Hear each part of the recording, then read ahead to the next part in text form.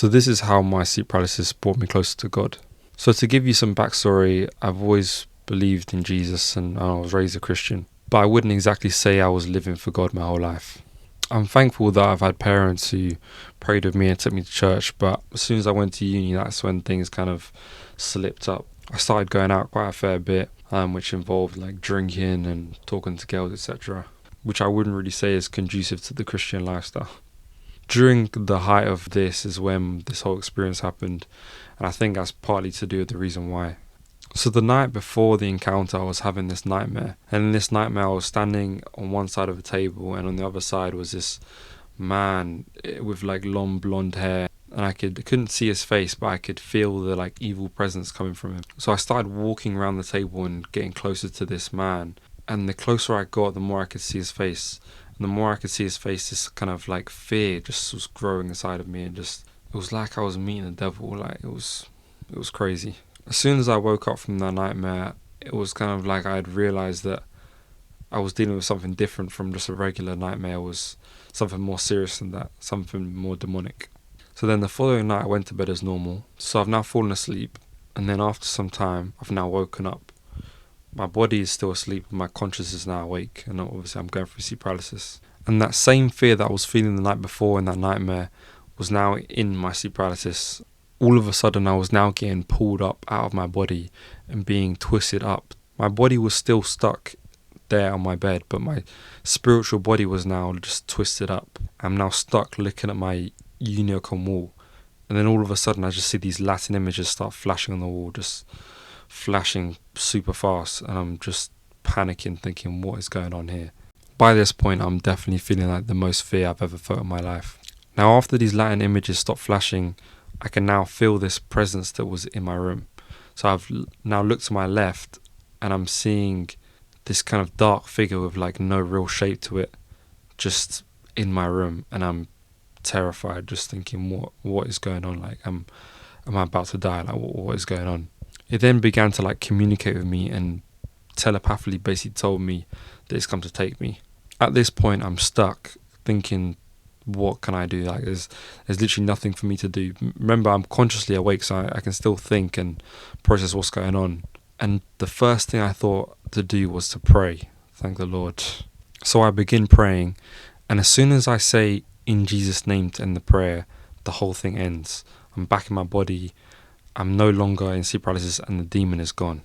For a while after that experience, I was very shook up. Like to actually encounter a demon that you've heard about in the Bible was quite a surreal thing to like comprehend that actually happened to me.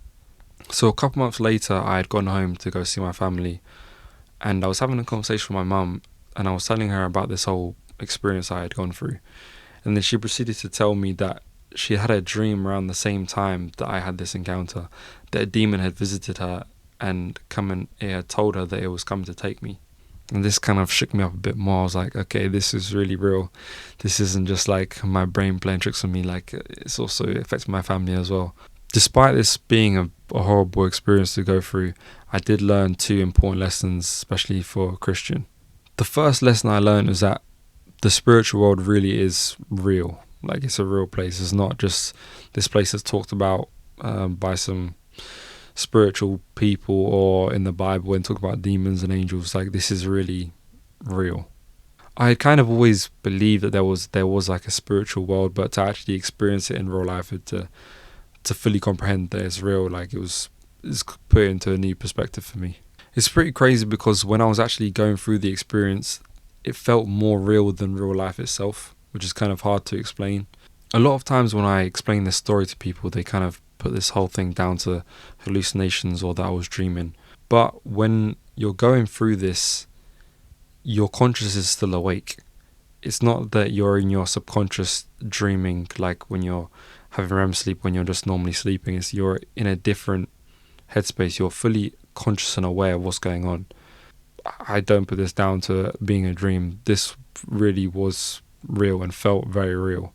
To recognize that the spiritual realm is a real place is kind of a big thing, because it humbles you a bit and it puts things into perspective, like, okay, I'm living this real life, but there is also this spiritual side to reality that we just can't see or touch, but it's really going on. There's really stuff happening there. Whether or not it's more powerful than our dimension, who knows, but it's really there. But I think the more important thing that I learned was that Jesus Christ really is real, and that he also has authority over all things, as it says in the Bible. To fully experience that power firsthand was a very surreal feeling. It was like, okay, there actually is a God who's out there, who's actually looking after me.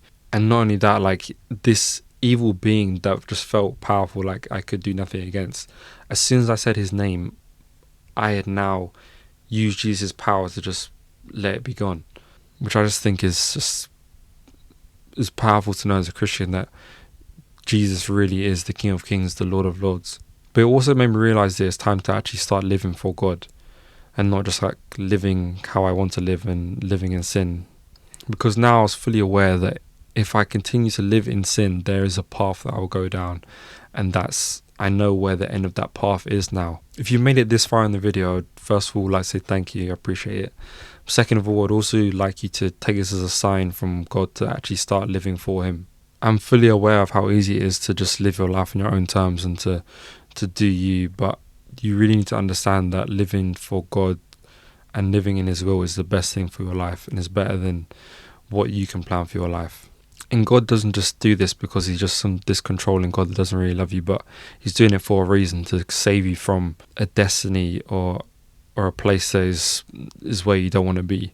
And the thing is that eventually, if you live in God's will, you're ending up in a place that's amazing, that's full of love, just and peace. And to throw that all away because you want to live your own life and live for your own desires is just, it's not a good thing. And you don't really realize it until you're met with reality. And in this experience, I was kind of met with the reality of living in my sin. I'm kind of there faced with a demon. It's kind of like, now, okay, this is where you've been. This is where all your sin has paid off. This is where it's got you. And so now I'm fully aware that, okay, that if I live my life that way, that's where I'm going to end up. It gives me a clear direction now. Okay, I'm going to live for God now, because I know I don't want to end up there, but I want to end up with God, and I trust God. And especially that now I can live without fear, knowing that, okay, this is the God of the universe that actually has my back. Like, I don't have to be worried about demons. I have to be worried about any supernatural madness that's going on. I've got God on my side. As soon as I call in the name of the Lord, I will be saved, as it says. Anyway, let me know your thoughts in the comments about whether you think it's my head hallucinating or making us up, or whether you actually thought I saw a demon. Keep seeking the truth.